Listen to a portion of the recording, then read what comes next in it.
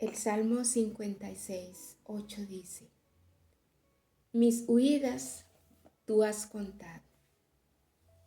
Pon mis lágrimas en tu redoma. ¿No están ellas en tu libro? Reciban mucha gracia y paz de parte de Dios nuestro Padre y de Jesucristo nuestro Señor. Este salmo nos introduce al tema que vamos a reflexionar en este momento, y son las lágrimas. Hay más de 100 citas bíblicas que nos hablan acerca de las lágrimas.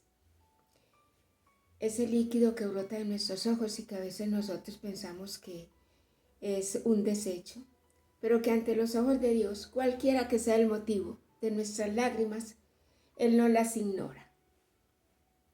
Él las transforma.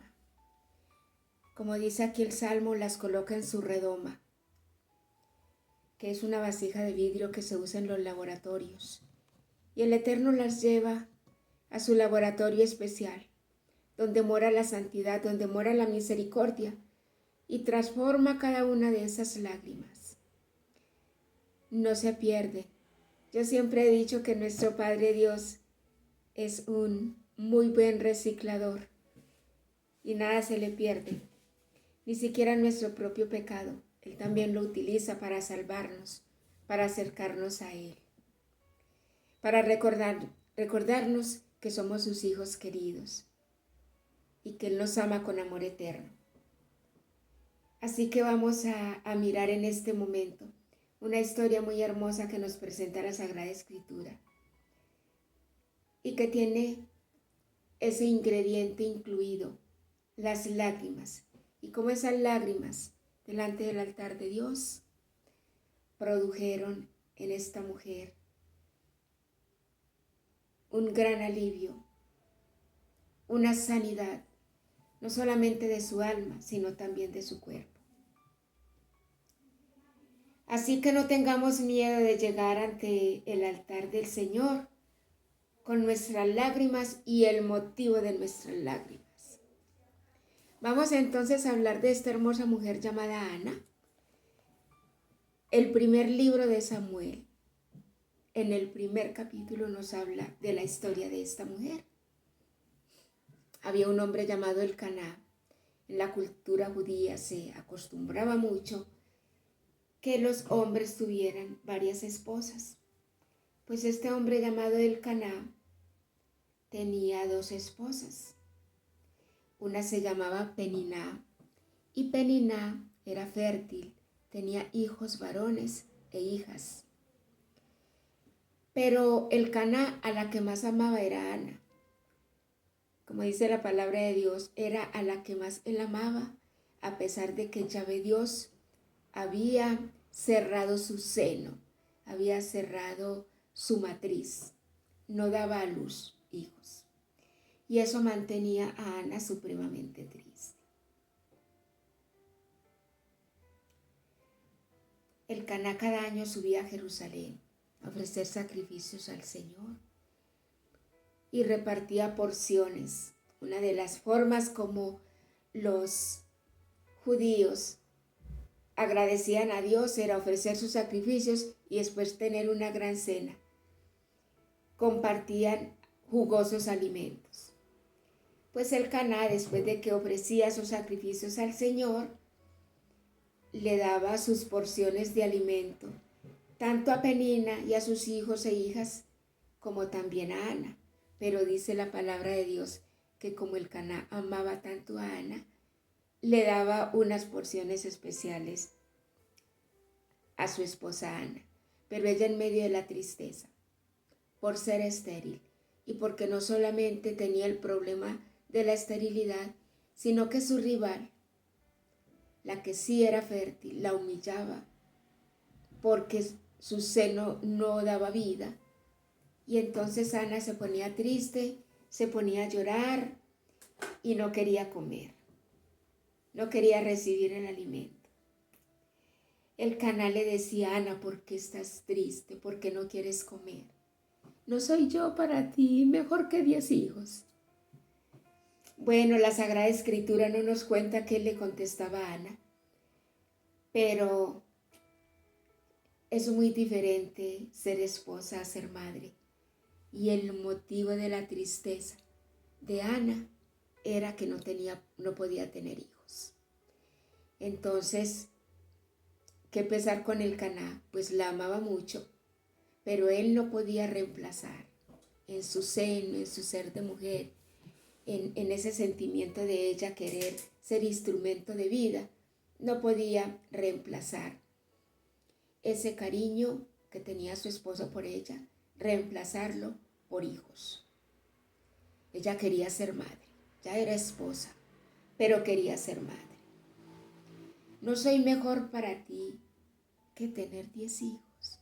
No, Ana estaba llorando. Pero un día esas lágrimas resolvió no derramarlas delante de la mujer que se burlaba de ella, que la avergonzaba, que la hacía poner triste. Un día Ana se fue pero al templo. Y vamos a mirar entonces en el capítulo 1 del primer libro de Samuel, desde el versículo 9 hasta el versículo 18. 9 versículos. Se llama la oración de Ana. Tras haber comido y bebido en Silo, Ana se levantó. El sacerdote Elí estaba sentado en su silla, contra la jamba de la puerta del santuario de Yahvé. Estaba ella llena de amargura, y oró a Yahvé llorando sin consuelo. E hizo este voto: Oh Yahvé Sebaot, si te dignas mirar la aflicción de tu sierva y acordarte de mí, no olvidarte de tu sierva y darle un hijo varón, yo lo entregaré a Yahvé por todos los días de su vida, y la navaja no tocará su cabeza. Mientras ella prolongaba su oración ante Yahvé, Elí observaba sus labios. Ana oraba para sus adentros. Sus labios se movían, pero no se oía su voz. Elí creyó que estaba ebria y le dijo: ¿Hasta cuándo va a durar tu embriaguez? Echa el vino que llevas. Pero Ana le respondió: No, Señor, soy una mujer acongojada. No he bebido vino ni cosa que embriague, sino que desahogo mi alma delante de Yahvé. No juzgues a tu sierva como una mala mujer. Hasta ahora solo por pena y pesadumbre he hablado. Elí le respondió: Vete en paz, y que el Dios de Israel te conceda lo que le has pedido. Ella dijo: Que tu sierva halle gracia a tus ojos. Se fue la mujer por su camino, comió y no pareció ya la misma. La oración de Ana. Ni siquiera le decía nada audible a Yahvé Dios. Por lo que ella más hablaba era por sus lágrimas. De hecho, el sacerdote Elí pensó que ella estaba borracha porque le veía mover los labios, pero no salía ninguna palabra que él pudiera escuchar. Estaba Ana desahogando su corazón y estaba llorando con amargura, estaba triste. Y podríamos decir, con amargura, y allá llegó a la presencia del Señor. Sí, es que el Señor a nosotros nos recibe como estemos. Ella llegó con amargura, con frustración, con tristeza. Y lo que hizo fue empezar a llorar, a derramar sus lágrimas delante de la presencia del Señor. ¿Por qué? Porque estaba triste. Porque en el tiempo en que Anita estaba sin poder dar vida a un ser, eso era tenido como un signo de maldición. Pero resulta que Dios puede transformar nuestro dolor a través de la oración, a través de nuestras lágrimas.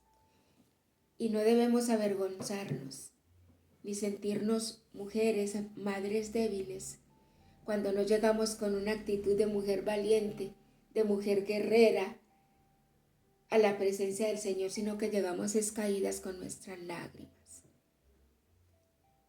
Como les decía inicialmente, hay más de 100 citas bíblicas que nos hablan de las lágrimas.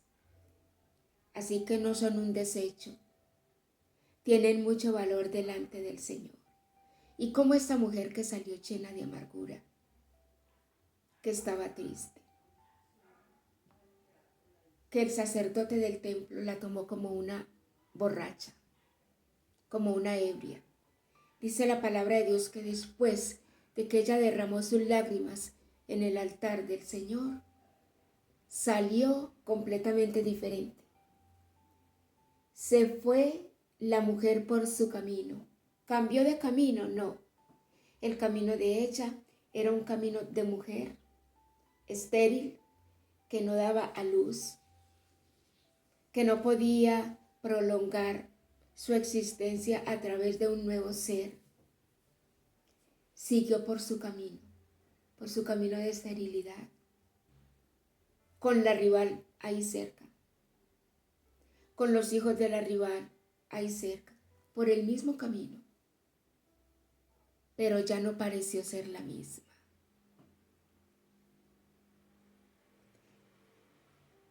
No necesariamente el Señor nos tiene que cambiar el camino, un camino que nos da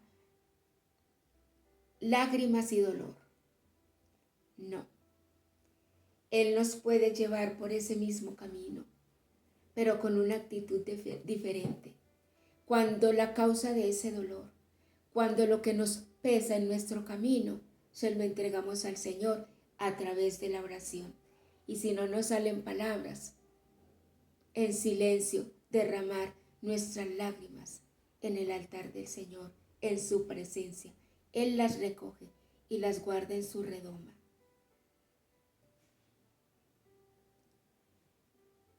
Pues Ana se fue por su mismo camino. Y si continuamos leyendo el texto bíblico, dice que después de esa oración, cuando Anita ya no fue la misma, cuando esas lágrimas no las puso en las manos y en la presencia de Penina, su rival, sino en la presencia del Señor, ella se fue con una nueva actitud. Y dice la palabra de Dios más adelante que Elcaná se unió con ella y ya ella concibió a su hijo, que fue el gran profeta Samuel. Y le cumplió la promesa al Señor. Ella le dijo al sacerdote Elí: no estoy ebria, estoy derramando mi corazón delante del Señor. Y en su interior, eso que no alcanzó a escuchar el sacerdote Elí, lo que le dijo fue al Señor: si me das un hijo varón, yo te lo voy a consagrar. La navaja no va a pasar por su cabeza. ¿Por qué? Porque los nazareos o nazarenos, que eran hombres consagrados a Dios, no debían cortarse el cabello.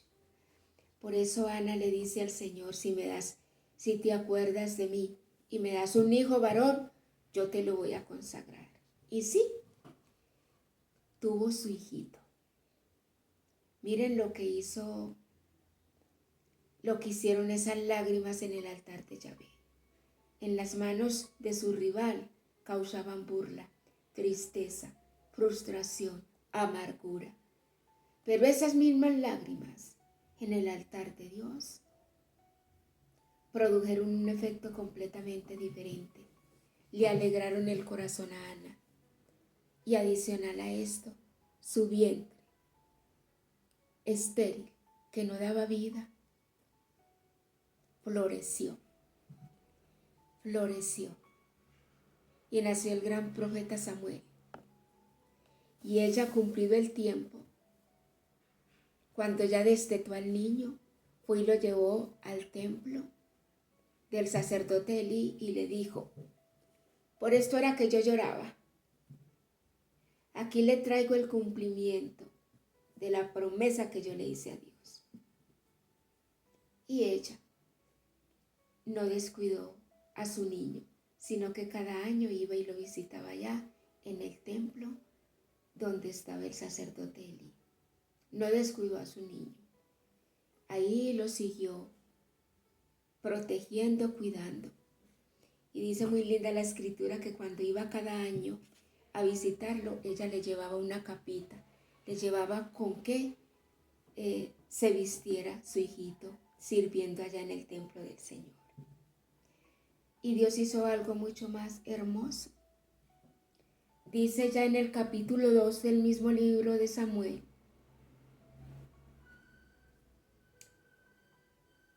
que en el capítulo 2, versículo 21, en efecto, Yahvé visitó a Ana, que concibió y dio a luz 3 hijos y 2 hijas. El niño Samuel crecía ante Yahvé. ¿Qué hizo Dios? Le regaló otros 5 hijos. Miren la hermosura. Uno de los significados, lo he dicho ya en varias enseñanzas, uno de los significados del número 5 es la gracia de Dios derramada en el hombre. Pues el Señor aquí derramó gracia en Ana y le regaló otros 5 hijos. Gracia. Le dio 3 hijos y 2 hijas, a cambio del desprendimiento que ella había hecho de ese primer niño y se lo había donado a Dios en el templo donde estaba el sacerdote Elí. Nuestras lágrimas en el altar. Un buen lugar para ir a expresarle a Dios nuestro dolor, nuestra frustración, nuestros miedos, las dificultades que tenemos con nuestros hijos, con nuestra familia. Un buen lugar para ir a interceder por los enfermos, así no pertenezcan a nuestro núcleo familiar. Un buen lugar para ir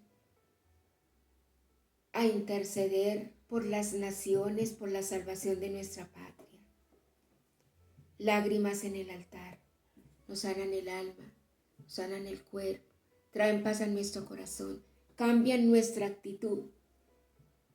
Ana salió de allá sin ser la misma, aunque iba por el mismo camino.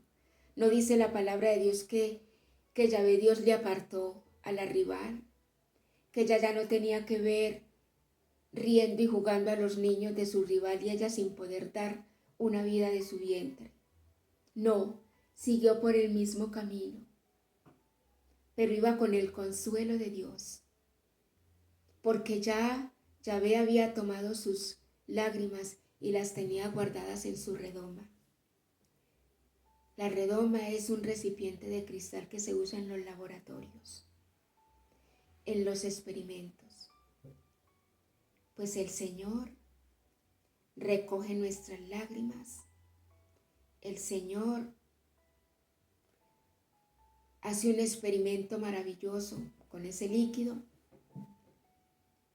y lo transforma todo en bendición y en gracia. Sea este un momento para no despreciar este líquido que a veces sale de nuestros ojos y que nosotros podemos pensar que es un desecho, algo que no tiene uso, pero resulta que sí. Sí tiene uso en las manos del que puede transformar la maldición en bendición, el pecado en gracia, el dolor en sanidad, la tristeza en alegría, la frustración en nuevas esperanzas. Dice Apocalipsis 21:4. Enjugará Dios toda lágrima de los ojos de ellos. Ya no habrá muerte, ni habrá más llanto, ni clamor, ni dolor, porque las primeras cosas pasaron.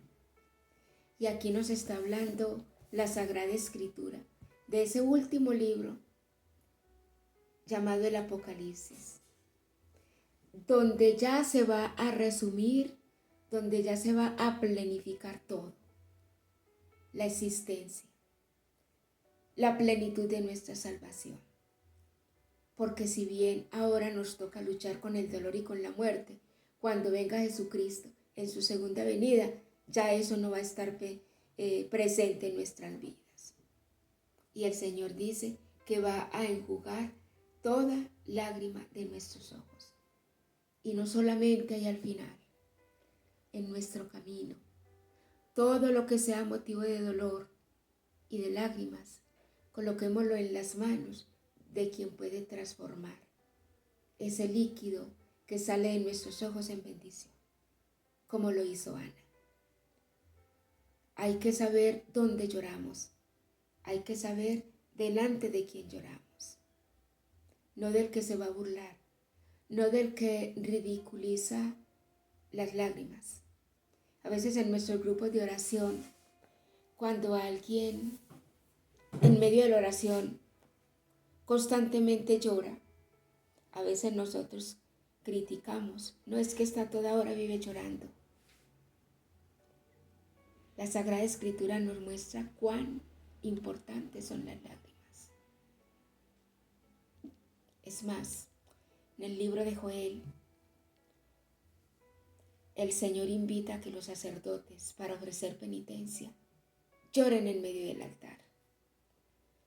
Así que, sin fingir lágrimas, pero cuando lo consideremos necesario y que están acumuladas en nuestro corazón, quizás cargándonos y dándonos a nuestras emociones un peso y un valor que no debían darnos, porque nos causan es dolor, aflicción, angustia.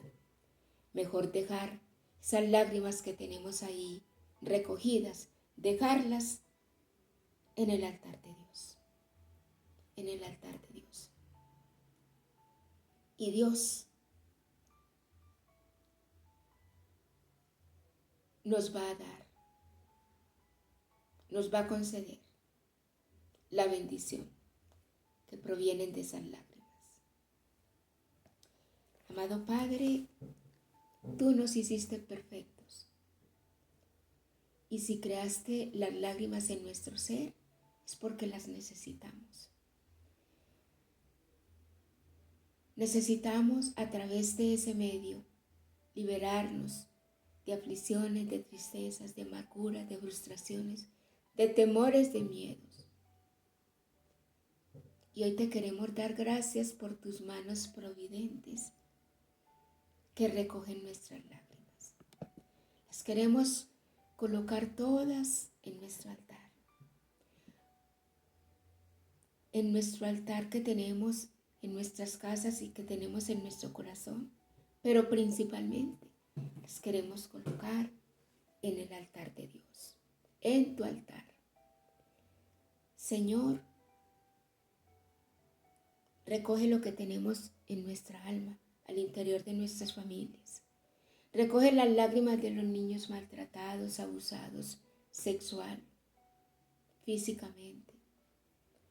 Recoge las lágrimas de los agonizantes.